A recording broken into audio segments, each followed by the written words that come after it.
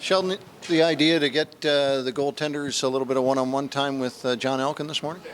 Yeah, it was a good chance. Just with so much time between games and so much practice time, it was a good time to switch gears a little bit and have more of a goalie focus.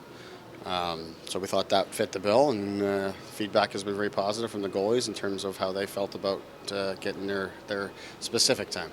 You get a chance to look at Charlotte. Do you go back as far as those 4 games you played at them this year, or do you just concentrate on what's happened for them in the last few weeks? No, we do both. We look at regular season and playoffs. The more emphasis is on the playoffs. I think everybody plays a little bit differently and a little bit harder, and so much time has elapsed also since we've played them in regular season. Both our team and their team have different looks. So it's a mix, but certainly the most recent games are the ones we're spending our most time on. When you do have this much downtime, is it about the mental state of everybody's game more than the physical dealing with it? Yeah, it's a combination of everything. You want to stay sharp. You've got to have good volume on the ice in terms of continuing to condition yourself to play and be on the ice for long periods of time and have game-like situations as much as you can. But definitely the mental part of it is something that, at this time of year especially, the practice time weighs on the players. It's not even just the practice time, it's the meeting time, it's the workout time in the gym. Those are the types of things that aren't very fun. The games is what guys want. They enjoy the games, they enjoy the big crowds, they enjoy the emotions of the playoffs. And then when you don't have that, you've got to manage the situation. So we think we've found a good balance of managing that, both with time off and modifying things here or there. But the other piece of it is you just really have to embrace this time of year. Those are the things that do weigh on you, but those are the mental blocks you got to get over. And the teams that get over them, I think, are the ones that really get to play a long time. I guess this time of year, both fortunately and unfortunately, the weather has not changed. Usually that's a factor this time of the year, but it still feels like it's the dog days of winter out there. But just staying engaged and embracing how hard it is this time of year, that's the biggest thing. And fortunately for our group, we've been able to do that. There's been a couple of significant Leaf injuries, operations, I guess, in the last couple of weeks since we convened here. Does that not help your guys incentive-wise? I know it's not their number one thing, but in terms of training camp next year, it kind of may fire them up a little bit, do you think? I don't think so, to be honest. I don't think their guys are looking that far ahead. I'm sure there will be a point in time as training camp is approaching where those are the types of things guys will think about. If they have a great camp, there's more opportunity there to open the season. But I think at this point in time, our guys are really focused on the task in hand. And while individuals are always going to be thinking a little bit about themselves and how things might affect them, I think we've got a really good group here that is buying into everything that's going on and is focused on that and knowing that we have a real big challenge ahead of us here. Mason Marchment is a guy that he's had an up and down season with the injuries and stuff, and battling consistency. He had a really solid game 4. How big was that for you to see Mason have a game like that? When you guys needed him most. Yeah, really big. We think he's played well at times and really made his mark on both the Cleveland series and the Rochester series, but wasn't really getting rewarded offensively. We do need to have more people step up and find ways to score goals for us. So Mason being able to do that and then finish that series on a high and be confident going into the next one, we think that bodes well for our team and that line seemed to really start to find its chemistry. Brooks Moore and Marchment playing back together again and finding some more consistency and giving them more reps together. That seemed to really benefit our team, and we're going to need contributions from every line, and getting Marchment going is a big thing. What's the outlook for Rosen and Lindgren to get into this next series?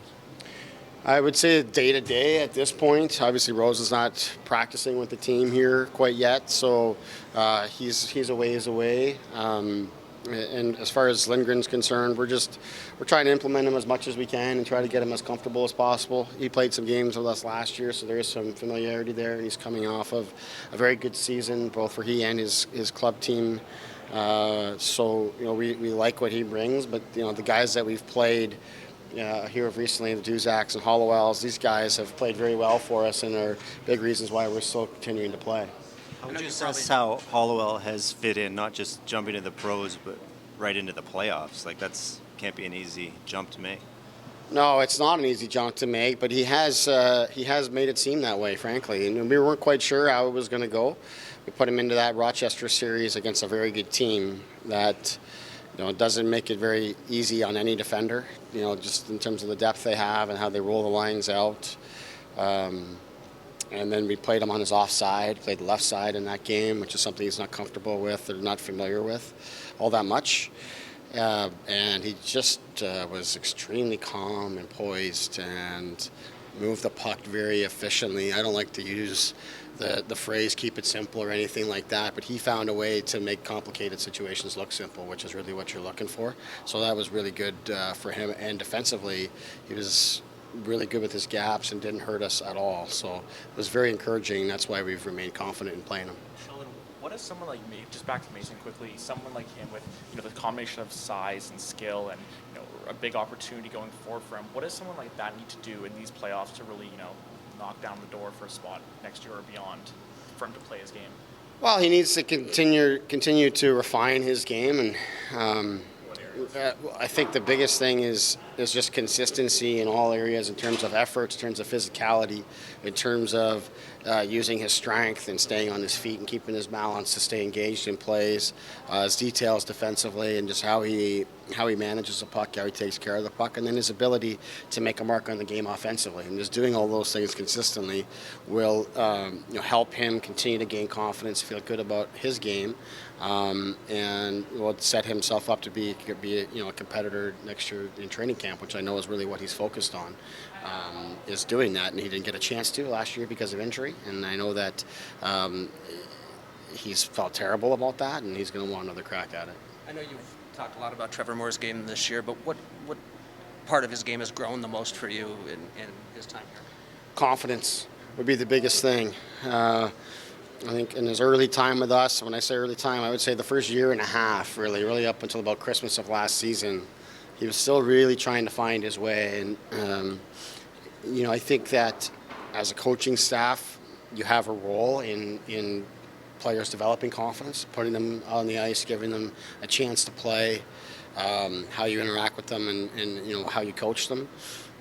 But also the players need to find their level of comfort on the ice and learn that they can do some of the same things that they're familiar with doing at lower levels at this level, and they can be comfortable in uncomfortable situations, contact, and competitive situations. Those are the things that Morrissey had to find his way on. And once he did, he just took off, and he really hasn't slowed down. And he's just really been one of those guys that when you've coached him and you've talked to him about what it is you'd like to see from him, he's really focused on it. And once it clicked, he just has just run with it and said, well, if I do these things and I play this way, I'm going to have success, and so I'm just going to keep doing that every day, and that's what he's done. Andreas Johnson, Grundstrom, these are guys who jumped in. Engvall, I guess, jumped in from European playoffs here kind of seamlessly. Do you hope that could be the case with Lindgren again? I do hope that could be the case, for sure. As I said, we've had, whether it's Hollowell or Duzak, guys who haven't spent much time with us here all year that stepped right in and played the most important time of the year and done well. And we do have confidence in them, and Lindgren will be right in that mix of guys. So we're going to have to make some hard decisions here at some point. We're just going to continue to watch it and practice and monitor it and make a decision when we get out there. Korshkov's been with you for about 2 weeks now. What kind of, do you have a bit of a progress report on him and how much he's grown since you first got him here? Yeah, I don't know that he's grown much, frankly. I think he was in a good spot when he came here, and I think he's still in that spot. Continuing to learn the language is going to be, I think, the next big thing, and that's going to take time. That's not going to happen in the 2 weeks that he's been here. Timashov has been a great help there in playing them together. But I think just the more reps that he can get, playing on the smaller ice and playing in this environment can really help him. But the language thing, I think, is the biggest hurdle at this stage, and that's going to take some time. We've seen that in the past here, myself in particular with Soshnikov when he first came over, and I think that Korshkov is ahead of him in that sense. I also think he's a very intelligent player that's able to just kind of pick up on his surroundings and have a good sense of what to do. So, those haven't really been the issues. It's just, interacting with teammates and understanding, exactly what the coaches are trying to say at the front of the room and all of those types of things. That's going to take some time. Thanks, Sheldon.